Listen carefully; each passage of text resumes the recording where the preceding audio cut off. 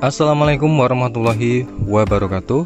Halo Sobat Tani, berjumpa lagi bersama saya di channel kesayangan Anda tentunya. Oke para pemirsa, bagi yang belum subscribe atau berlangganan di channel ini, silahkan kalian langganan di channel ini dengan cara tekan tombol subscribe yang ada di bawah dan nyalakan lonceng notifikasinya agar kalian tidak ketinggalan informasi terbaru dari channel ini ya, sahabat tani.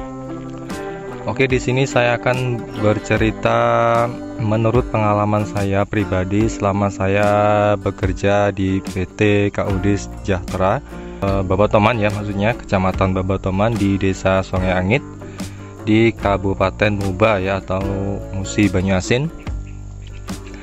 Oke, di sini saya kurang lebih sekitar setengah tahun ya teman-teman. Di sini saya sudah mendapatkan pengalaman di bidang perkebunan kelapa sawit ya teman-teman. Saya sebagai karyawan KUD, dan di sini saya akan bercerita sedikit pengalaman saya ya, bagaimana cara pemanenan yang benar ya teman-teman. Oke, di depan saya ini ada sebuah pohon kelapa sawit ya yang sudah berbuah ya. Ini kalian bisa melihat sendiri buahnya muter ya teman-teman. Nah, di sini saya akan memberikan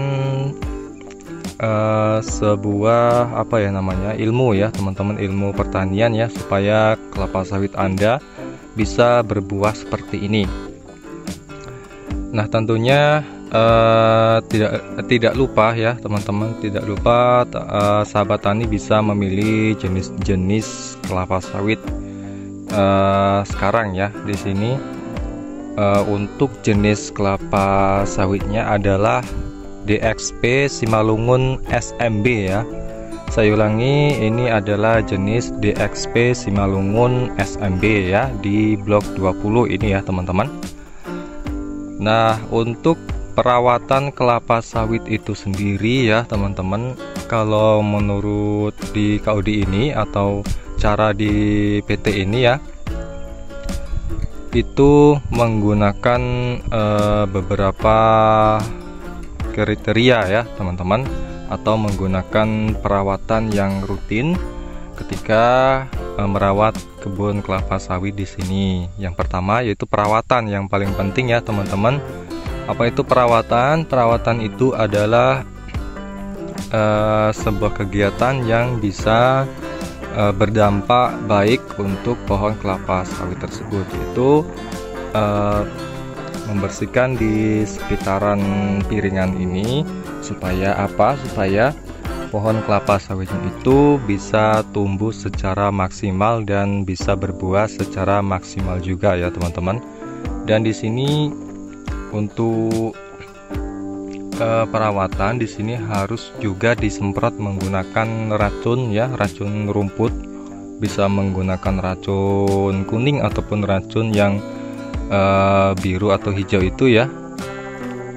Kemudian di sini untuk pohonnya ya, untuk pohon kelapa sawit atau pokok kelapa sawit ini sudah berumur sekitar 5-6 tahunan ya teman-teman. Di sini sudah ada setengah meteran untuk tinggi kelapa sawit di KUD ini. Dan tidak semua tinggi kelapa sawit ini sama ya, di setiap blok itu berbeda-beda ya tingginya. Ada yang 1 meter, ada yang setengah meter ya teman-teman. Dan di sini untuk perawatan pohon kelapa sawit yang pertama yaitu pemupukan ya teman-teman. Di sini untuk 1 tahun di KUD ini untuk pemupukannya itu rotasinya 4 kali selama 1 tahun ya teman-teman, secara rutin. Dan di sini masih menggunakan pupuk NPK biasa ya, dan pupuk Ponska itu ya teman-teman. Di sini juga bisa menggunakan NPK yang 16-16 itu, juga bisa menggunakan Ponska ya. Di sini kadang pupuknya itu ganti-ganti ya teman-teman. Kemudian yang kedua yaitu pemeruningan ya teman-teman. Di sini karena sudah diperuning, kemudian untuk berondolan juga harus dikutip ya teman-teman. Ketika buah sudah turun, kemudian berondolan harus dikutip. Kalau tidak dikutip ya seperti ini ya teman-teman, akan tumbuh menjadi bibit-bibit kecil yang akan tumbuh besar di dekat pohon ataupun dekat batangnya ya. Ini harus dikutip dengan bersih ya. Dan kemudian ada lagi ya, di sini harus untuk pemanenan itu harus bersih ya teman-teman, harus dipanen semua. Kalau nggak dipanen semua itu bisa jamuran juga, bisa menyebabkan dampak penyakit pada pohon kelapa sawit tersebut ya teman-teman.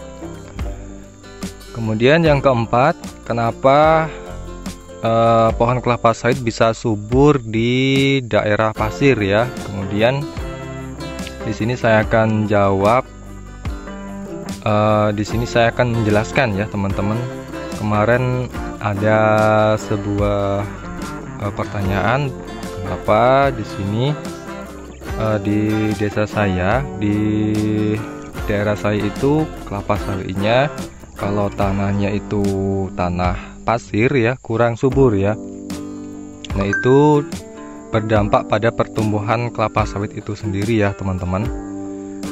Nah di sini saya akan jelaskan sedikit kenapa bisa subur ya teman-teman. Di sini karena kondisinya kondisi tanah ini mengandung mineral yang baik ya, karena sudah dahulunya sudah mengandung mineral yang baik, kemudian ditambah lagi pupuk ya teman-teman, dan ditambah lagi kapur dolomit ya. Nah di sini kalian juga bisa menggunakan kapur dolomit itu untuk memperbaiki kandungan pH tanah ya teman-teman. Di sini untuk pH tanah harus normal ya. Kemudian ketika sudah tanah sudah normal, pH tanah sudah normal, kalian bisa juga menambahkan pupuk seperti NPK dan pupuk untuk membesarkan buah ya. Banyak sekali jenis-jenis pupuk yang bisa kalian gunakan. Ada Yaramila, kemudian ada Mutiara Grower ya, ada Magnum ya. Banyak sekali pupuk-pupuk yang bagus untuk pohon kelapa sawit itu sendiri. Tergantung budget kalian ya, tergantung pemakaian ataupun rotasi pemupukan yang ingin kalian gunakan. Kalian bisa menggunakan rotasi dalam satu pemupukan itu 4 kali ataupun 3 kali ya teman-teman, ataupun 5 kali juga bisa, 3 bulan sekali ataupun 4 bulan sekali ya. Nah di sini kalian sudah paham ya sahabat tani. Dan di sini saya dapat ilmu sedikit dari apa yang sudah saya pelajari di sini, tidak banyak ya teman-teman. Oke, mungkin hanya itu saja yang bisa saya videokan untuk hari ini. Tunggu video saya yang berikutnya. Wassalamualaikum warahmatullahi wabarakatuh.